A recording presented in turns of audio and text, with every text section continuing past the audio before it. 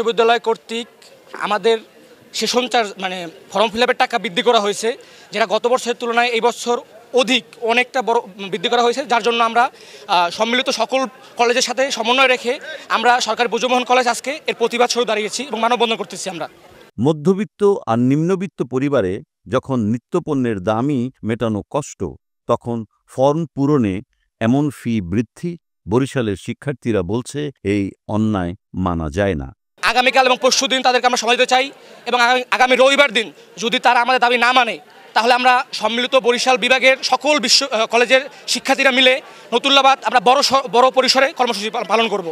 বরিশালের সরকারি ব্রজমোহন কলেজে 2022-23 সেশনের শিক্ষার্থীরা বৃহস্পতিবার সকালেই ক্যাম্পাসে দাঁড়ালেন মানববন্ধনে। এরপর মিছিল করে জানালেন স্পষ্ট বার্তা, ফি কমাতে হবে এখনই। আমাদের দাবির এখানে প্রধানত আমাদের যৌক্তিকতা হচ্ছে, আমরা এখানে বাবা মায়ের ইনকামের টাকা দিয়ে আমরা কিন্তু এখানে ভর্তি হয়েছি। আমরা এখানে কেউ কিন্তু কোটিপতি সন্তান না, কোটিপতির সন্তান হতে পারে, কিন্তু যেখানে আজকে সেশন ফিকে কমিয়ে দেওয়া হচ্ছে, সেশন ফি বৃদ্ধি করা হচ্ছে, আমাদের এতগুলো দাবি এখানে পর আপনার গতকালকে দেখেছি যে সেশন ফি মাস্টার্সে আরও 1100 টাকা করে বাড়িয়েছে, 1100 টাকা করে বাড়িয়েছে। এটা মানা যায় না। আমাদের বাবার টাকা কেনই প্রশাসন সাফ করবে, যেখানে ঠিকমতো আজকে ক্লাস হচ্ছে না, পরিবহন বৃদ্ধি হচ্ছে না। আমাদের অন্যান্য পার্থিব দাবিগুলো না মেনে তারা আজকে সেশন ফি বাড়িয়ে দিচ্ছে, তারা শুধু টাকাই দেখতেছে। তাই আমাদের এখানে দাবি, আমাদের সেশন ফি আমাদের কমানো হবে, এটি হচ্ছে আমাদের যৌক্তিকতা দাবি। এখানে একত্রিত হয়েছি একটি ন্যায্য দাবিকে সামনে রেখে। আমাদের জাতীয় বিশ্ববিদ্যালয়ের শিক্ষার্থীদের জীবন নতুন করে অযৌক্তিক বোঝা চাপানো হচ্ছে, ফর্ম পূরণ ফি এবং অন্যান্য খাতে হঠাৎ করে ফি বৃদ্ধি। তাই ভাই ও বোনেরা, দেশের বর্তমান অর্থনৈতিক অবস্থার দিকে তাকান। আমরা যারা বিশ্ববিদ্যালয়ে পড়ি তাদের অধিকাংশই গরিব ও মধ্যবিত্ত পরিবারের সন্তান। অনেকেই প্রাইভেট পড়িয়ে সংসার চালায় এবং টিউশনি করে নিজের খরচ চালায়। এই অবস্থায় অতিরিক্ত ফি দেওয়ার জন্য একেবারেই অসম্ভব।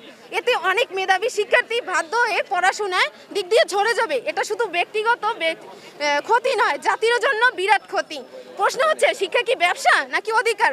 আমরা স্পষ্ট করে বলতে চাই, শিক্ষা ব্যবসা নয়, শিক্ষা আমাদের মৌলিক অধিকার।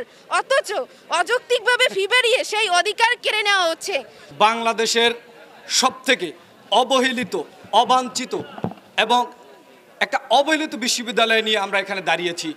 অবহেলিত বিশ্ববিদ্যালয়, জাতীয় বিশ্ববিদ্যালয়ের আমরা একজন স্টুডেন্ট হিসেবে এতটাই দেশের নিম্নমানের শিক্ষা আমরা অর্জন করতেছি, যেটা আমাদের টাকা চুষে, আমাদের টাকা নিয়েই জাতীয় বিশ্ববিদ্যালয়ের কর্মকর্তা, শিক্ষা মন্ত্রণালয়ের কর্মচারীদের সন্তানেরা বিদেশ গিয়ে উচ্চশিক্ষার নামে তারা শান্তিতে বিলাসবহুল জীবনযাপন করে।